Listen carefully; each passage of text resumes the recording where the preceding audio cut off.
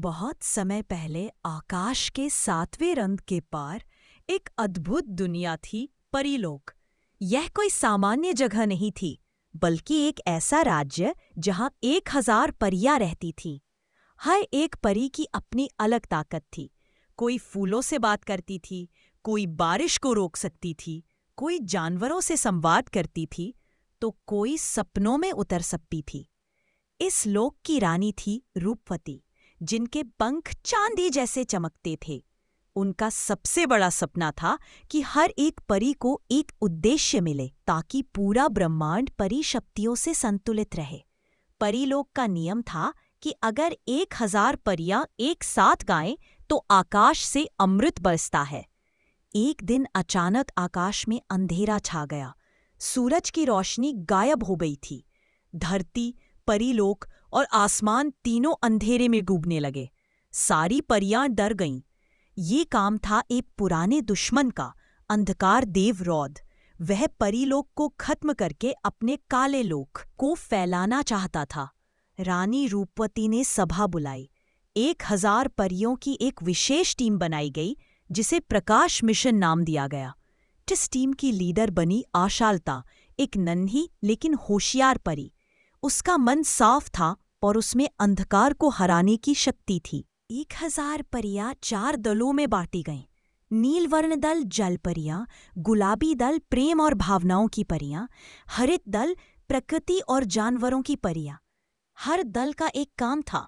किसी को सूरज की किरण ढूंढनी थी, किसी को रौद का ठिकाना पता लगाना था और किसी को परीलोक को सुरक्षित रखना था। आशालता ने सबको एक मंत्र सिखाया। प्रकाश से अंधकार मिटता है। परियां उड़ चली 7 दिशाओं में। नीलवर्ण दल समुद्र की गहराइयों में गया, जहां उन्होंने मीला मोती पाया, जो सूरज की पहली किरण को खींच सकता था। हरित दल ने जंगल के राजा से दोस्ती की, जिसने उन्हें बताया कि रौद हिम पहाड़ियों में छुपा है। गुलाबी दल ने इंसानों के सपनों में जाकर सूरज की याद दिलाई। इंसानों ने सूरज को फिर से पुकारा।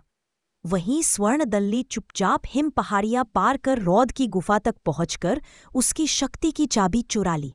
रौद को गुस्सा आया और उसने परीलोक पर हमला कर दिया। लेकिन इस बार परियां तैयार थीं।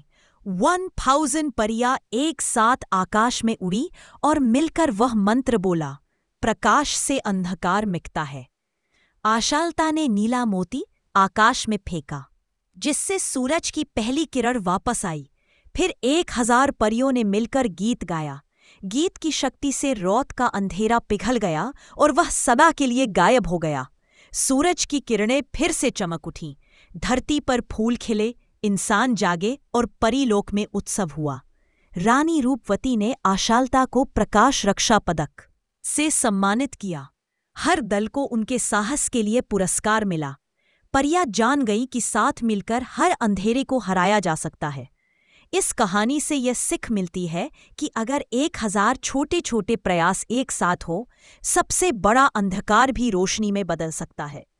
एकता, प्रेम और साहस ही असली जादू है। अगर आप चाहें तो इस पर एक एनिमेटेड वीडियो, नाटक या कॉमिक स्टोरी भी बना सकते हैं। चाहे तो मैं उसकी स्क्रिप्ट, डायलॉग या स्केच आइडिया भी बना सकता हूँ।